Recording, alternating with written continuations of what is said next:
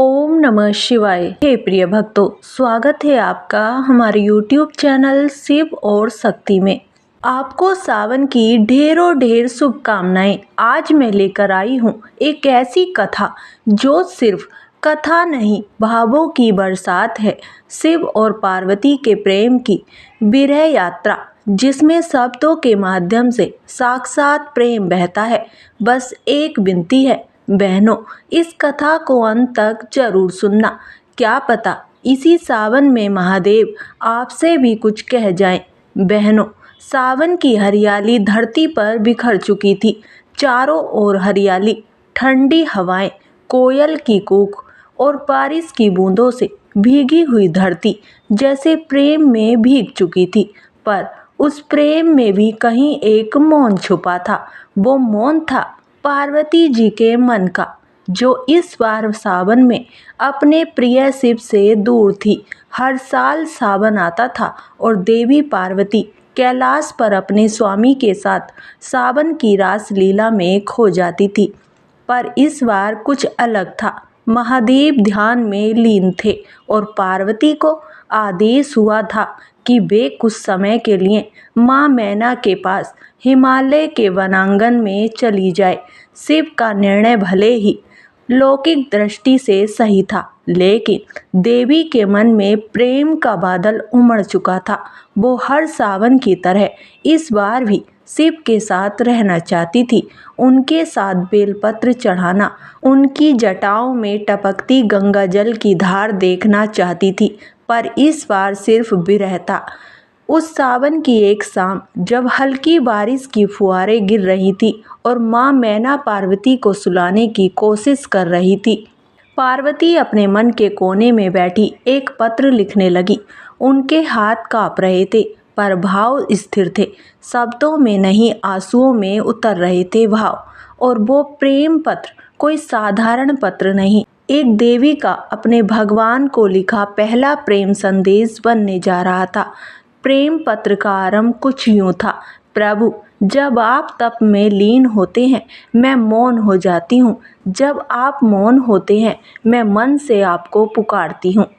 और जब सावन आता है तो मेरी हर श्वास सिर्फ हर हर महादेव बन जाती है। इस बार यह सावन आपके बिना है। क्या यह संभव है शिव? सावन और शिव के बिना? पार्वती पत्र में आगे लिखती है, आपके बिना बेलपत्र भी सूने लगते हैं, गंगा जल की ठंडक भी तपाने लगती है और चंद्रमा भी सिरहाने से दूर लगता है। आपने कहा था मैं शक्ति हूँ, पर इस शक्ति को आपसे मिलने के लिए हर सावन व्रत करना पड़ता है। तो बताइए ना प्रभु, क्या इस सावन में आप मुझे व्रत से वरदान देंगे या फिर इस प्रेम को तप की परीक्षा बनाकर छोड़ देंगे? वह पत्र सिर्फ भावों से नहीं, आत्मा से लिखा गया था। हर शब्द में सागर था, हर पंक्ति में वेदना। और वह पत्र पार्वती ने खुद नहीं भेजा, बल्कि उन्होंने उसे अपने मन की अग्नि में तपाकर एक कमल के फूल में बंद किया और उस फूल को मंदाकिनी की लहरों में छोड़ दिया। पार्वती का विश्वास था, जो पत्र प्रेम से लिखा जाए वो अपने आप भगवान तक पहुंच ही जाता है। और वही हुआ। कैलाश पर्वत पर शिव ध्यान में थे। वह संसार से कटे हुए थे, पर पार्वती के भावों से नहीं। अचानक मंद मंद पवन चली। गंगाजल की धार में एक कमल आकर उनके आसन के पास ठहर गया और उस कमल से कुछ दिव्य प्रकाश निकला। शिव ने आंखें खोली और वही पत्र उनके सामने था। शब्द नहीं, साक्षात पार्वती का प्रेम वहाँ उपस्थित था। कैलाश पर बैठे शिव कमल से निकला पार्वती का वह प्रेम पत्र उनके हाथों में था। लेकिन उस पत्र को पढ़ने के लिए महादेव को आंखों से नहीं, हृदय से देखना पड़ा, क्योंकि उसमें जो लिखा था वो स्याही से नहीं, विरह की वेदना से रचा गया था। शिव ने पत्र को होले से अपने त्रिनेत्र के मध्य रखा और उनकी समाधि फिर से भीतर उतर गई। पर इस बार वो ध्यान योग नहीं, प्रेम का योग था। महादेव बोले हृदय में बिना शब्दों के, हे पार्वती, तुमने प्रेम में जितनी पीड़ा लिखी है, वह हर पीड़ा मेरे भीतर की शांति को झंझोर रही है। तुम्हारी चुप्पी मेरी जटाओं को भारी कर रही है। तुम्हारे आंसू मेरे गले के नील को गहरा बना रहे हैं। तुम्हारा यह सावन अब मेरा भी अधूरा लग रहा है। शिव ने पहली बार विरह को स्वीकार किया और उसी क्षण उन्होंने अपने गणों को आदेश दिया, आज के बाद जब भी सावन का पहला सोमवार आए, हर स्त्री का व्रत मेरी पार्वती तक पहुँचे और हर प्रेम भरी पुकार मेरे हृदय में गूंजे, क्योंकि मेरी पार्वती ने प्रेम को पूजा बना दिया है। इधर पार्वती मंदाकिनी किनारे बैठी थी। वो पत्र डालने के बाद उनकी आंखों से आंसू थमे नहीं थे, पर उस दिन कुछ अलग था।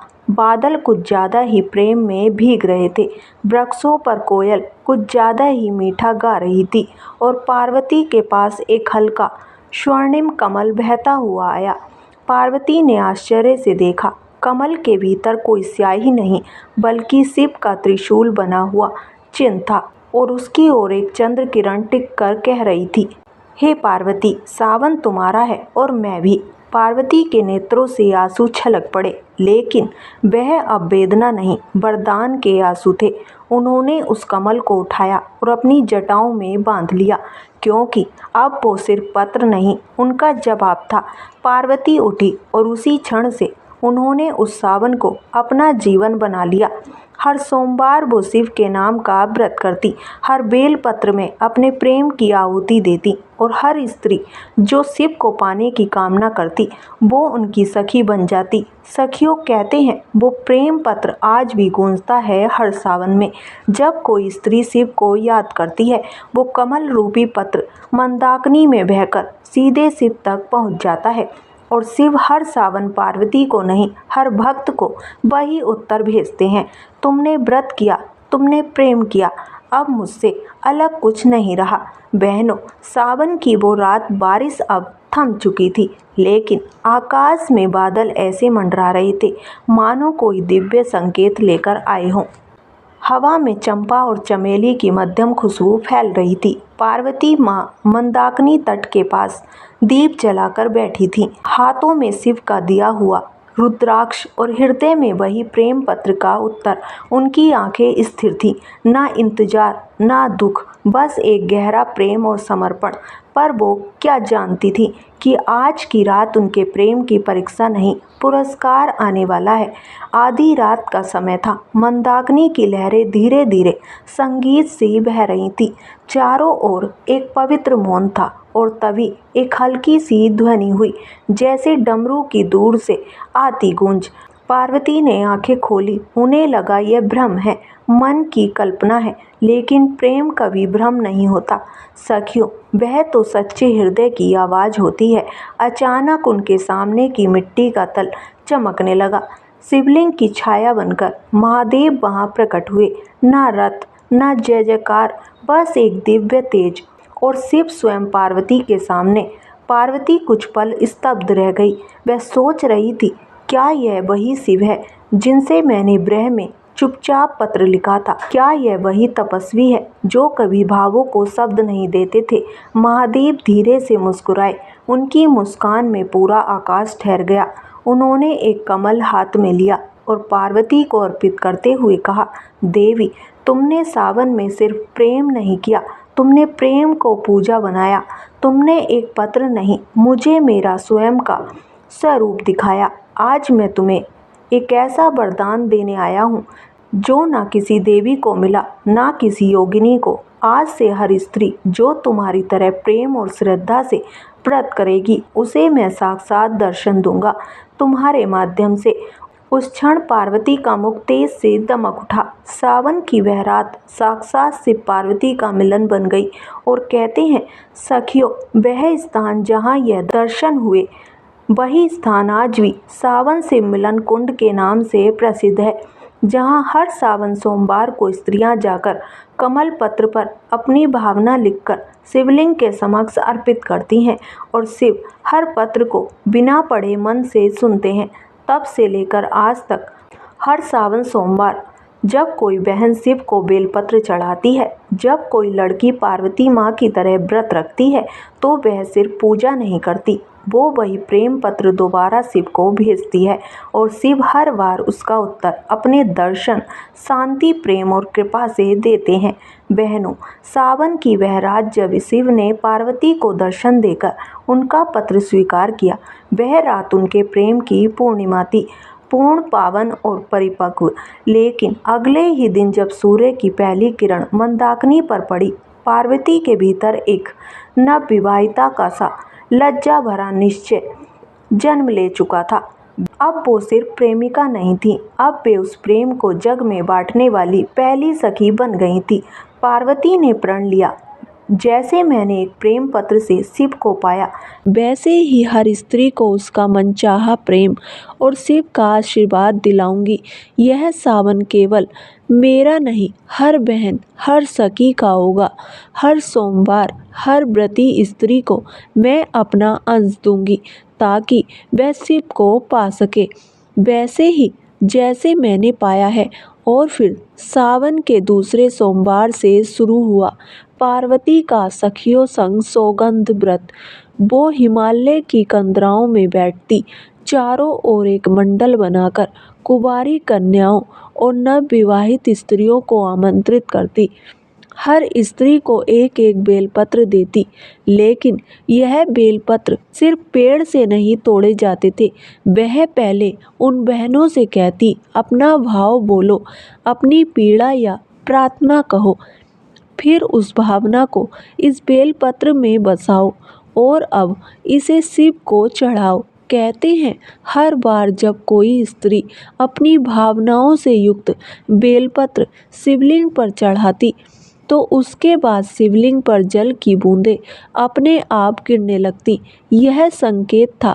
शिव ने सुना, शिव ने स्वीकारा, और वह सखियां जो पहले बस पार्वती को देवी मानती थी, अब उन्हें अपनी सबसे करीबी सखी मानने लगी। एक दिन की बात है, एक कन्या जिसका नाम आरुष्य था, वो बहुत दुखी मन से आई। उसका विवाह कई वर्षों से नहीं हो रहा था। हर कोई कहता उसका भाग्य नहीं खुलेगा। वो पार्वती के चरणों में बैठ गई और रोने लगी। पार्वती ने मुस्कुराकर उसके आंसू पोंछे और कहा, जिसने सावन के व्रत को केवल फल पाने का माध्यम नहीं, प्रेम देने का माध्यम बना लिया, शिव स्वयं उसके भाग्य को लिखते हैं। उन्होंने आरुषि को गले लगाया और अपने हाथों से एक पत्र बनवाया। ना मांग ना शिकायत, बस एक शुद्ध प्रेम की पंक्ति। मैं शिव को इसलिए नहीं चाहती कि वह देव है, मैं उन्हें इसलिए चाहती हूँ क्योंकि वह मेरे भावों को सुनते हैं। जब आरुषि ने वो पत्र बेलपत्र में बांधकर शिवलिंग पर अर्पित किया, तो आकाश में तेज बिजली चमकी, मंदाकिनी की लहरें उठी और उसी क्षण एक ब्राह्मण वहां आया, जो स्वयं महादेव का भेजा हुआ योगी था। उसने आरुषि से कहा, कल तुम्हारा विवाह होगा। कोई ग्रह, कोई बाधा अब तुम्हें रोक नहीं सकती, क्योंकि तुमने भावों से प्रेम किया है और शिव ने उसे स्वीकार लिया है। इस घटना के बाद पार्वती के सावन सौगंध व्रत का नाम पूरे त्रिलोक में फैल गया। हर कन्या, हर स्त्री, हर सखी अब इस व्रत में भाग लेने लगी।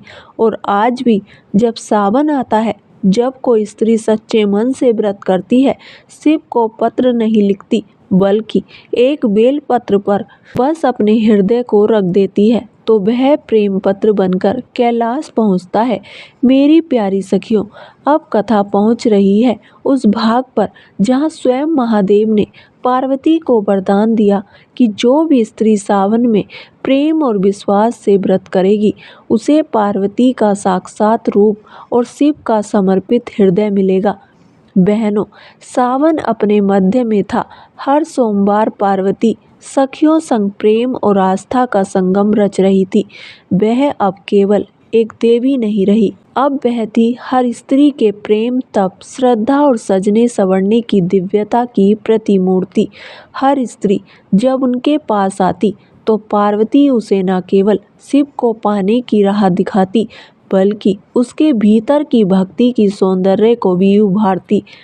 और एक दिन जब शिव ने उन्हें कैलाश से ध्यान के माध्यम से देखा, तो उनके नेत्रों में आश्चर्य भी था और श्रद्धा भी।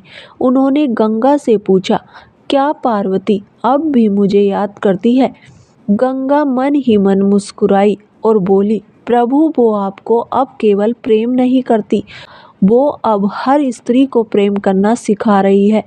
वो अब एक ही पत्नी नहीं, संपूर्ण नारी शक्ति की आदर्श सखी बन चुकी है। उस दिन महादेव ने अपने त्रिनेत्र से पार्वती के प्रेम और कार्य को देखा, कैसे उन्होंने हर स्त्री को प्रेम पत्र के माध्यम से शिव से जोड़ दिया था। और फिर शिव धरती पर प्रकट हुए, पर इस बार न चट्टानों पर बैठने आए, न ध्यान में लीन होने, बल्कि प्रेम में झुककर वरदान देने। पार्वती मंदाकिनी तट पर अपनी सखियों के संग बैठी थी।